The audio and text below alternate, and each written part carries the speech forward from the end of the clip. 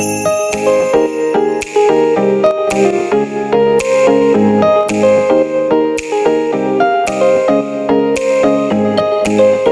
is the ultimate suite shootout. Today we are comparing 3 suites: the Neptune Suite of Holland America, the large master bedroom suite of Norwegian, and the Rockstar Cheeky Corner Suite with largest balcony of Virgin Voyages. Which one do you think will win out? Well, let's take a look. Okay, so there are several categories that we'll be using for comparison. Specific to booking a suite, we will compare embarkation, disembarkation, the suite itself, suite amenities, and the overall cost per day. And then finally, we will see who wins. All right, so let's talk about what these 3 cruises were. So the first one was the Holland America 7-day Western Caribbean cruise, which happened over the 2024 Christmas holiday. That was also on the Eurodam ship.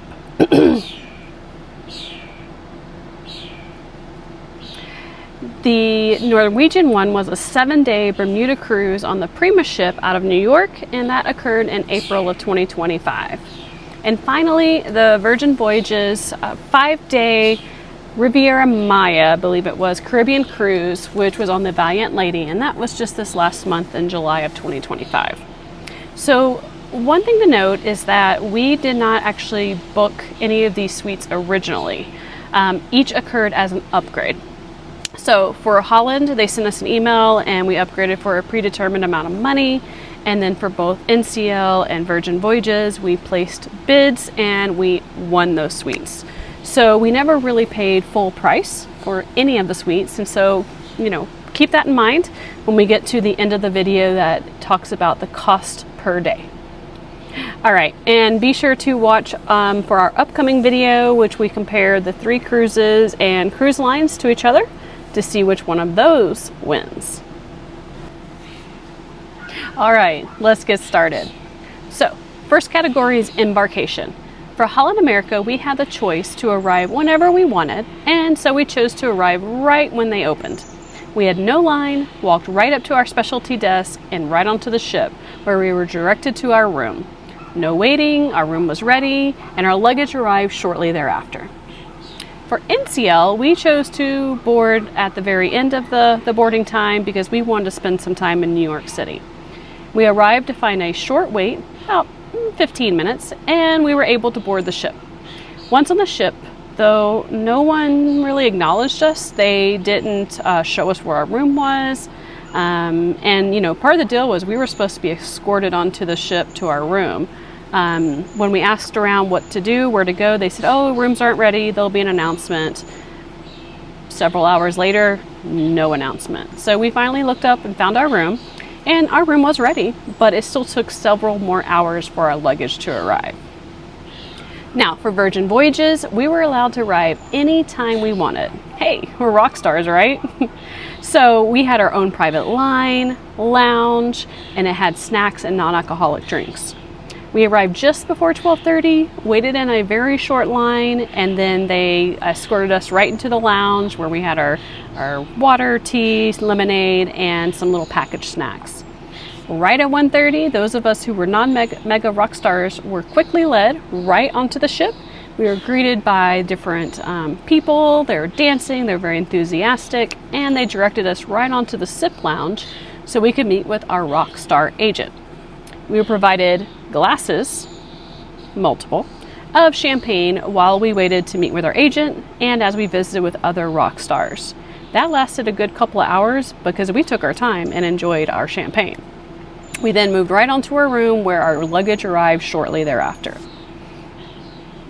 Both Holland America and Virgin Voyages embarkation processes were well managed, unlike Norwegian. Because of the added free bubbles upon arrival and our luggage was right there pretty much ready for us, Virgin Voyages barely wins the point over Holland America. Checkmark Virgin Voyages. So let's talk about disembarkation.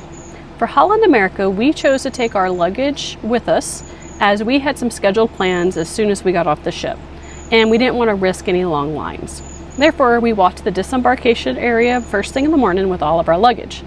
There was a little bit of confusion at the location, and we waited in this line for maybe about 30 minutes before we disembarked.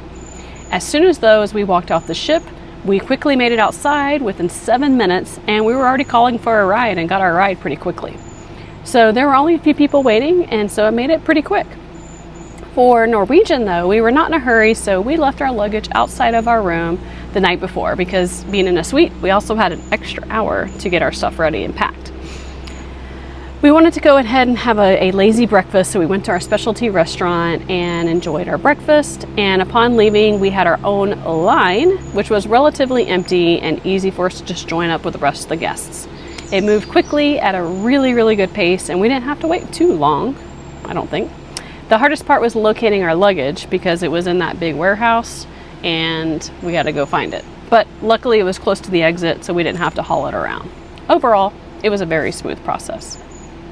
Now, for Virgin, we decided to take our luggage with us off the boat, and we had approximately till like 10:30 in the morning to exit. And this was actually for all sailors. By 9:30, we were pretty much heading out because they were kind of like trying to help us along with the announcements, you know. We did have the luxury to pack in the morning, which was nice, but the hardest part was actually getting an elevator because they were all so full because everyone was leaving late. But as soon as we stepped off the elevator, this lady grabbed us because she recognized that we were rock stars because of our bands, and she took us away from the crowd to our own disembarkation line that was right off the ship. In a matter of minutes, we were basically directed off the ship to the ride pickup area. Now, word of advice, if you have medium or large bags, they don't want you to take the escalators down. In the customs area, they want you to take the elevator, which had a long line, so we just kind of maneuvered ours onto the escalator and they didn't say anything, but probably shouldn't have done that. But anyway, because we exited the ship, you know, like kind of later in the morning, the ride pickup line was extremely long. People are all waiting for Lyft and Uber, so maybe next time we will grab a taxi because they had a whole bunch of them lined up ready to go to the airport. So for this category, you know, I say it's a tie. The tie between Norwegian and Virgin Voyages. Both were pretty smooth, you know, disembarkation, and both were elevated due to having, you know, a suite. You know, they kind of helped us out with everything. For Holland America, we disembarked just like any other sailor, and so I didn't really enjoy that, plus there was all this confusion. So I'm going to give a check mark to NCL, Norwegian, and Virgin Voyages. All right, so let's discuss the suites themselves. For Holland America, all I can say is wow. The room was large, the bathroom was large, it had double sinks, a bathtub, a separate shower, a dressing room, lots of windows, and a huge balcony. Let's take a look again at that balcony. So I kind of felt like I could live in this room, and because it was probably bigger than our entire RV. Plus the bed was really good and I slept really well. Now, when looking at Norwegian, the suite was a little bit on the small side. It wasn't disappointing by any means. I just felt like I was enclosed a little bit. Having separate rooms was pretty cool because I had the master bedroom and the kind of living area, but I kind of think that that wall maybe is what made it feel kind of small. I do appreciate the windows in the living room and the bed facing the sliding door, but the balcony was small and it was a bit disappointing because you had to stand in order to look out because it had the steel plate in the front because we were at the bow of the ship, which, you know, it's cool to see where you're going, but I really don't want to stand in my balcony. I want to relax. The bathroom was also a little bit on the small side and there was no way to really fit two of us in there. All right, so for Virgin Voyages, the room was much better in person than it was in pictures. I have to say that. It was a perfect size. The bed was absolutely amazing and did not have that seam down the middle, so I slept like a baby. The room had tons of storage. Like, we found storage everywhere. We didn't even need half of it. The bar was stocked, the record player was there, and we listened to lots of Fleetwood Mac, and had a nice sized bathroom, an awesome rain shower, and a nice sized deck with that great hammock.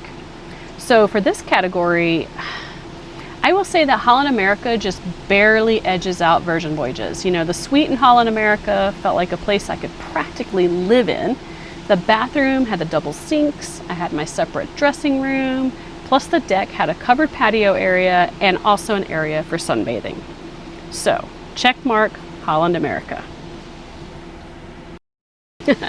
All right, so lastly, let's review the suite amenities. Now, keep in mind, we stayed in the lowest category of suites that had amenities beyond those of regular guests. For Norwegian, we were not in the Haven category, but had some similar perks to Haven. Haven has some additional perks that does cost more, so just keep that in mind. We were also rock stars, but we were not mega rock stars on Virgin. All right, let's get started. With regards to Holland, we had our own private lounge for suite guests that was in the center of the ship, so it was an indoor lounge.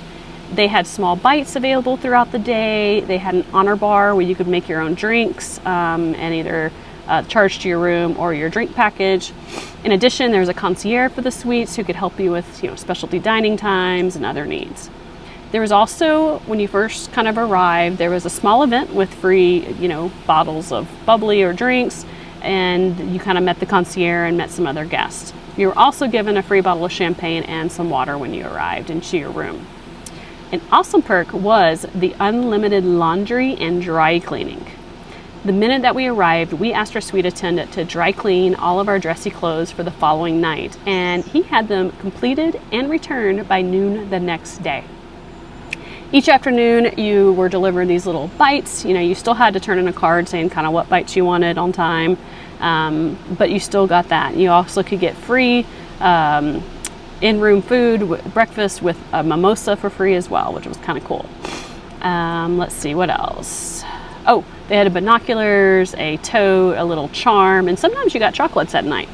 There was no special sun deck for suite guests, but there was a restaurant that those staying in suites could have a nice breakfast each morning, though the menu didn't really change each day. All right, for Norwegian, they did not have a private lounge or sun deck because that was limited to your Haven guests, okay? We still had our own concierge who would adjust our specialty dining times, get us booked for shows, that kind of stuff. But what was kind of cool is you got your own personal butler. That was pretty awesome because he would bring us treats or sandwiches based on what we wanted. He even brought us a lobster dinner that was mainly for the Haven guests. He did that one night. He would take care of things around the room or bring us coffee whenever we wanted, that kind of fun stuff. Also, because we were suite guests, there was a couple exclusive events we got to go to with snacks and drinks. Let's see. Oh, there's a specialty restaurant that we could eat at for both breakfast and lunch. It did have the same menu every day, but it was really good. And it was a nice getaway. Plus, we had reserved seating with all the Haven guests at the shows. So we just show up half an hour ahead and we had seats waiting for us. We had a separate disembarkation line and an extra hour to get our bags set outside of our suite if we wanted. And yeah, everything was pretty easy with that. Plus, if you picked up your bags, it was close to the exit for parking. All right, when it came to Virgin, we were part of the Rockstar category, which means we had exclusive access to Richard's Rooftop and Sun Deck that had a daily happy hour with free champagne and drinks for a whole hour. We also had our personally curated mini bar. We asked for a lot of champagne instead of the liquor, and we got it. Let's see. It wasn't really restocked, but you could drink whatever was there. You had your own Rockstar agent who kind of was like a concierge for rock stars only. We also got to board the ship when we wanted. We got to go on earlier than everybody else. We had our own lounge. We had the free bubbles with our Rockstar agent when we got there. We had our own disembarkation line. We could walk to the front of the specialty dining reserve lines and get right in for our reservation. We didn't have to wait in line. We also had this cute little tablet that would control the lights, the curtains, and everything from anywhere in the room. That was kind of fun. So, while some of the suite amenities were similar, they also varied between the three suites. I think it all depends on what you're looking for when it comes to feeling, VIP. While I want to say it is a draw between the three, because they all had something great, I feel compelled to pick one winner for this category. This is only based on my own needs. I will have to say that having our own sun deck, bar, mini bar in our suite, no waiting in lines, and exclusive happy hour daily takes the cake for us. So I'm going to have to give this one to Virgin Voyages.